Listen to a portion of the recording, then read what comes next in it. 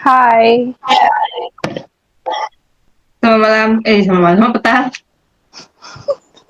oh betul. Udah makan? Of course dah.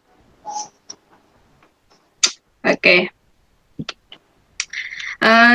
Sebelum tu saya nak perkenalkan diri dulu. Nama saya Angeliana Slugo. Saya dari program Ijazah Sarjana Muda Pendidikan Geografi dan saya pelajar dari Universiti Pendidikan Sultan Idris. Dan tujuan saya interview awak ni adalah untuk sesi kaunseling. Semasa belajar online ni, sebab kita tahu belajar online ni susah, tak seperti macam face to face kan. Yep. Dan sebelum kita mulakan lebih jauh lagi, boleh kenalkan diri? Okay.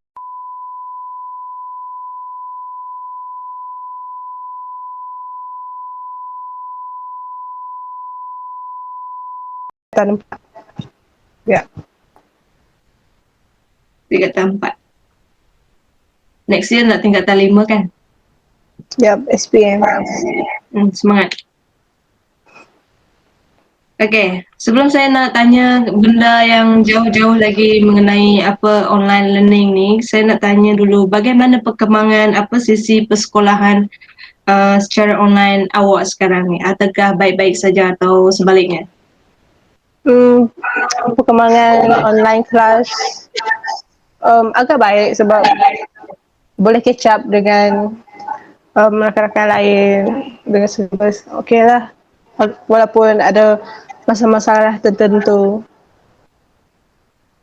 Tak apa, kena sabar dulu sebab pandemik ni pun kita tak tahu dia bila dia nak berhenti. Dia depend kepada COVID. Bagi dia ruang dulu. Okey, saya nak tanya soalan saya yang pertama. Selain daripada ketidakstabilan capaian internet, apa lagi cabaran atau kesukaran bagi awak semasa belajar online ni?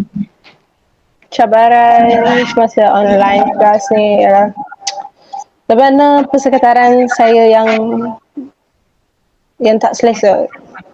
Contohnya kan, semasa belajar, tiba-tiba je ada bunyi kereta lalu. Ada bunyi haiwan, bunyi-bunyi yang tak senonoh. Okay. Itu pertama, bunyi. Yang kedua adalah vibe, mood. Sebab kan sekolah kan ada rakan-rakan yang belajar, so awak akan berniat untuk belajar. Awak ada motivasi untuk belajar. Tapi kat rumah, awak sendiri. Kalau ke sekolah, awak sekolah tentulah belajar, tapi kat rumah kan rehat. Tapi tiba-tiba kat rumah awak perlu belajar juga. So, dia susah adapt the environment di mana awak perlu rehat, pada awak perlu belajar dan awak akan rasa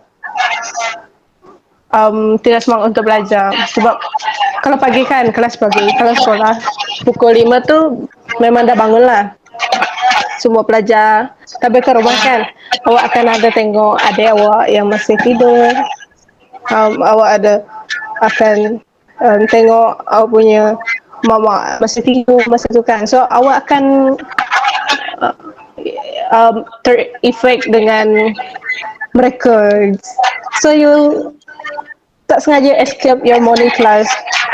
So that's the problem environment kat rumah ni.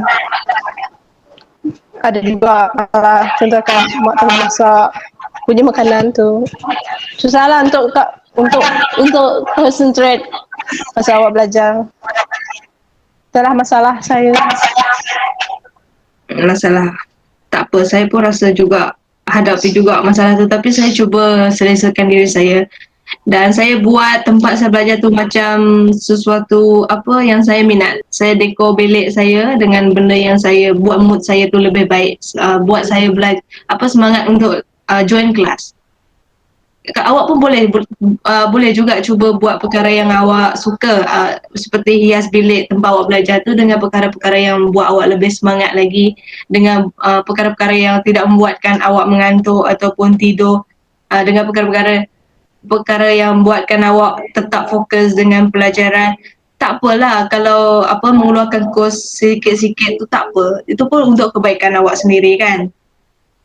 Ya. Iyaslah bilik yang awak nak tu macam mana.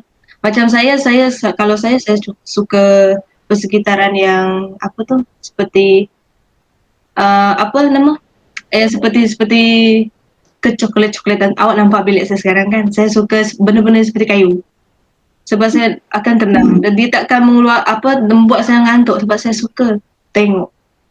Jadi saya lebih semangat lagi untuk online class. Okay? Maybe someday I will try this method. Haraplah ia berfungsi. Okay. Okay, soalan saya yang seterusnya adalah contohlah kan kalau awak mengalami masalah tidak faham dengan apa yang disampaikan oleh guru semasa dalam kelas tu, apa yang awak selalu lakukan? Selalunya saya akan tanya rakan saya, mana tahu ada yang tak faham, boleh boleh dia join saya sekali ke, ataupun ada yang terlebih faham, saya boleh rujuk. Kalau sama-sama tak faham, saya akan rujuk kat YouTube, ya, sebab YouTube ada banyak um, sumber untuk belajar. So, lepas saya dapat maklumat tu tentang topik tu, saya akan confirm dengan cikgu whether itu betul atau salah, dan saya akan bawa lah saya punya question kepada guru tu. Macam itulah saya akan menangani saya punya tak faham tu semasa kelas. Sebab masa kelas saya tak tanya sebab saya tak ingin ganggu proses. Contohlah kan, awak belajar, lepas tu tiba-tiba ada question. Dia akan mengganggu sebab dalam awak menerima tu tiba-tiba ada persoalan, pertanyaan. So, bagi saya itu mengganggu proses pembelajaran dan membuat saya lebih tak faham tentang topik. So, that's it. Betul lah tu, kalau tak faham tanya lah kan, jangan nak berdiam diri sebab sekarang ni susah sikit cikgu nak fokus pada semua pelajar sebab dia tak nampak, terutamanya pelajar tu dia off camera, dia tak tahu awak tu faham ke ataupun awak ada kat situ pun dia tak tahu kan. Kalau awak tak faham tu jangan tunggu waktu habis tu, tanya tanya je waktu dia tengah mengajar tu, awak angkat tangan ke sebab ada kan simbol angkat tangan kat situ, ataupun awak nak tanya kat kotak tu, takut-takut awak lupa soalan awak nanti sebab awak terlalu fokus. Awak type tu dulu, lepas tu kat bahagian hujung kelas tu nanti awak tanya dia, cikgu saya ada soalan kat kotak tu, boleh tak cikgu jawab, ada saya tak faham sikit tentang ni. Takut awak tertinggal nanti apa yang dipelajar sewaktu kelas tu. Sebab nak fokus tu susah. Ramai pelajar, bukan setakat awak seorang je tak faham. Banyak lagi yang tak faham. Cikgu nak memahamkan tu susah lagi. Dia ni betul-betul faham ke tak faham. Sebab kalau macam ni semua cakap faham kan. Sebab dia tak nampak. Betul kan? Benda tu selalu berlaku kat kelas. Dan kalau tak faham tu tanya. Ataupun tulis dulu soalan yang awak tak faham tu. Lepas tu bagi kat cikgu tu. Takut awak lupa yang awak tak faham part yang mana. Boleh? Boleh. Okay. Soalan yang seterusnya adalah, mungkin ini soalan terakhir lah bagi saya. Boleh tak awak bagi tahu saya masalah utama awak ataupun kerisauan utama awak yang awak rasa awak risau sangat pasal belajar secara online ni? Something yang awak betul-betul risaukan selain daripada yang awak ceritakan kepada saya tadi?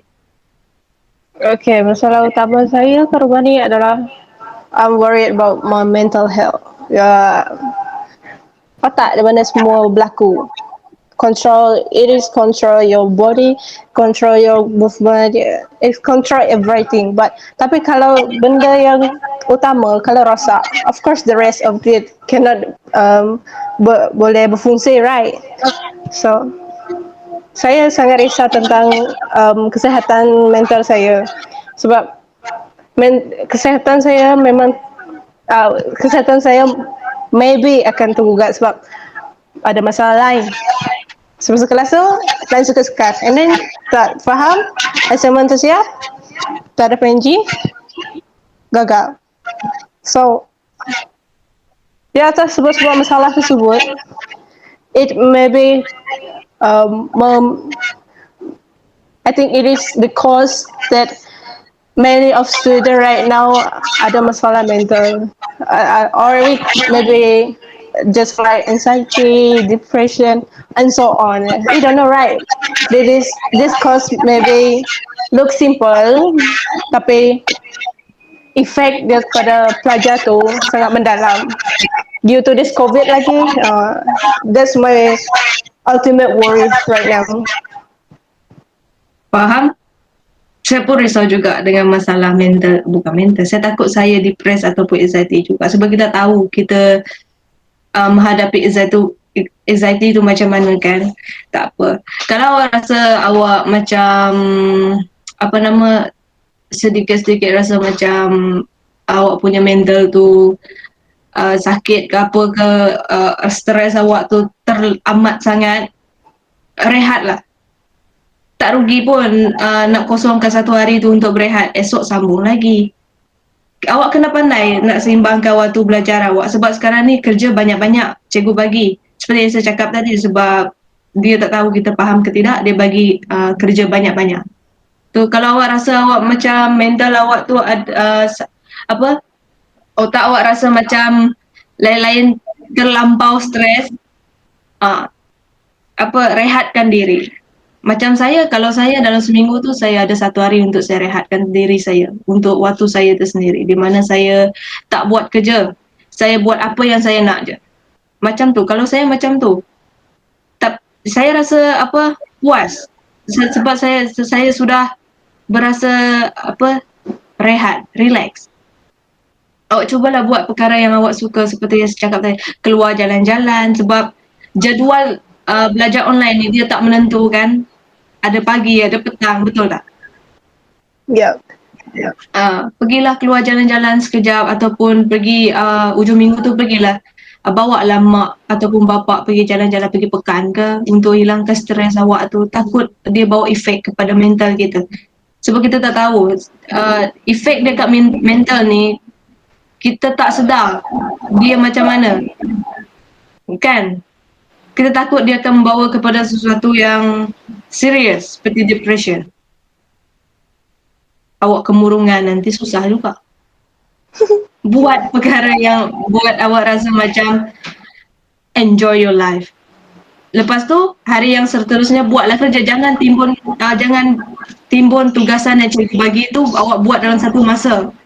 Itu akan mengancam kesihatan minda awak, sebab awak risau dia tak siap pada due date yang diberikan.